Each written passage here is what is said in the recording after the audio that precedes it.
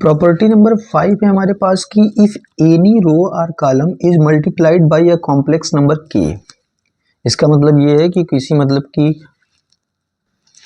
Constant से अगर multiply किया जाए, कॉम्प्लेक्स नंबर मतलब कांस्टेंट नंबर यहाँ पे है, ठीक है, कांस्टेंट नंबर के से मल्टीप्लाई किया जाए ना, कि the determinant so obtained is के times the original determinants.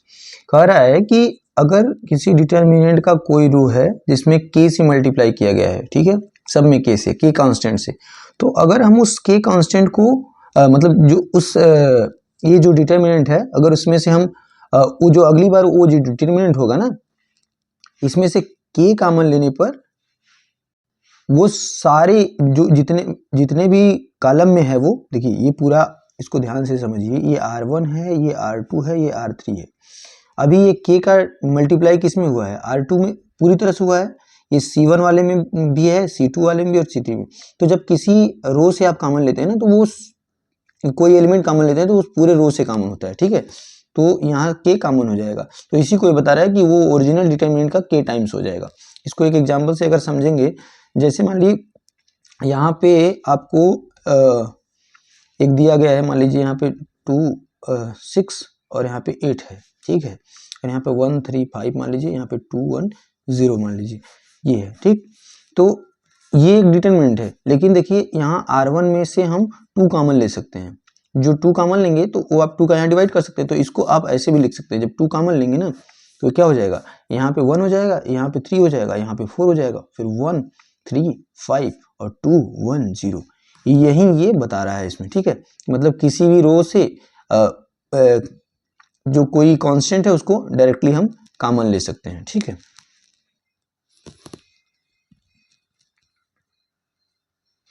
Property number 5 है हमारे पास में कि if any row or column is multiplied by a complex number k, the determinant so obtained is के टाइम्स द ओरिजिनल डिटर्मिनेंट्स। यहाँ पे समझ लीजिए कि एक ओरिजिनल डिटर्मिनेंट्स ये है, ठीक है, A1 A2 A3 B1 B2 B3 C1 C2 C3। अगर इसके किसी रो या किसी कॉलम में कोई कांस्टेंट के मल्टीप्लाई कर दिया जाए, तो रो में करने का मतलब आप यहाँ पे करेंगे, यहाँ पे, ठीक है, यहाँ पे किसी एक रो में, ठीक।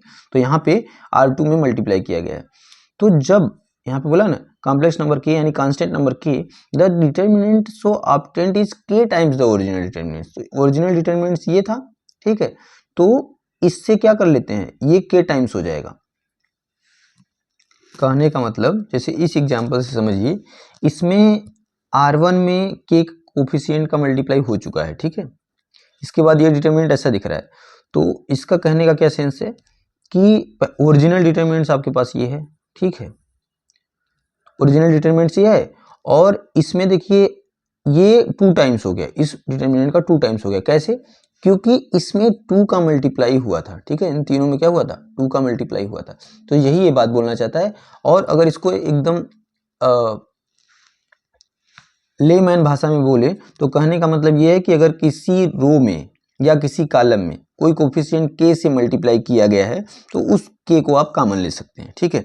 और इसका उल्टा भी कर सकते हैं, अगर के बाहर है तो इसको आप फ्री हैं, किसी भी रो या किसी भी एक, ध्यान दीजिएगा, किसी भी एक रो या किसी भी एक कॉलम में इसका मल्टीप्लाई कर सकते हैं। मतलब के अगर है ना, इसको आप के A1 के A2 के A3 भी लिख सकते हैं, ये भी सही है।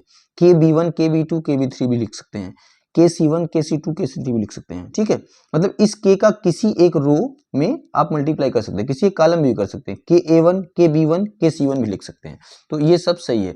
तो ये जो प्रॉपर्टी नंबर 5 है, इसका कहने का यही मतलब है कि इफ एनी रो और column is multiplied by a complex यानी कांस्टेंट नंबर के, then the determinant so obtained is के टाइम्स द ओरिजिनल डिटर्मिनेंट्स। तो आई होप आपको प्रॉपर्टी नंबर 5 समझ में आया होगा।